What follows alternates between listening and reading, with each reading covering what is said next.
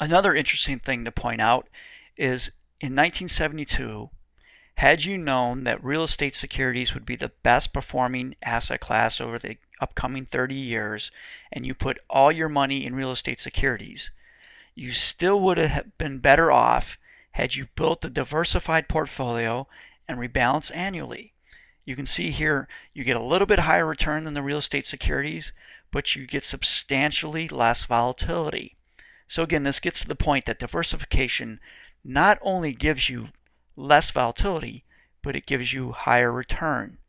It truly is the only free lunch in investing. Now here's a chart just updates this information all the way up to 2007. It doesn't include 2008. But what you can see is the diversified portfolio had the best return, it had the lowest risk. The worst one year it had up until 07 was down roughly 12.7%, substantially below the other individual portfolios. Of course, 2008, it was probably well below that, but you can still see the benefits when you look at the worst 3-year, worst 5-year, and worst 10-year returns.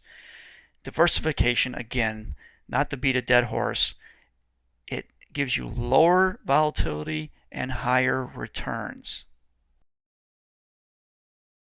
So let's bring this theory to the real world. And we're going to look at the average American allocation. Now usually when somebody comes into my office for a portfolio review or just to look at things, typically they're going to have mostly U.S. stocks and U.S. bonds in their portfolio.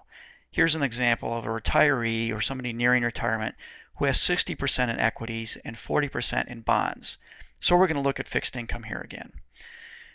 Now, what I find is they have almost everything in U.S. stocks and bonds, and a lot of that in large U.S. companies like GE or Disney or Exxon. They have a little bit in small company stocks, and they might have just a smidge, maybe 10% to international. But that's really not diversification, as this example showed you. When you have a majority of your assets in U.S.-based investments, then you're really tied to one asset class.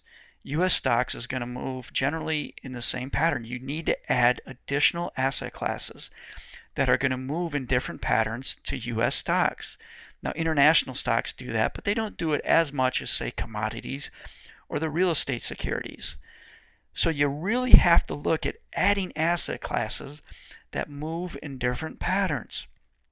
Now the portfolio on the right is a typical ETF portfolio that I put together, and that has 40% allocated to bonds, but then you can see I add a lot more equity asset classes such as real estate, such as commodities.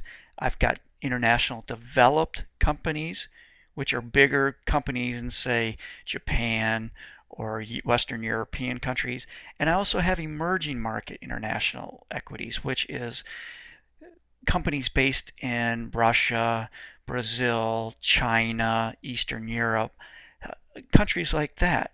So it gives you a much more diversified portfolio. Now, if you want to see how diversified your portfolio is, I offer a free portfolio report card which will grade your portfolio based on its diversification and its risk, as well as other things like expenses and tax efficiency.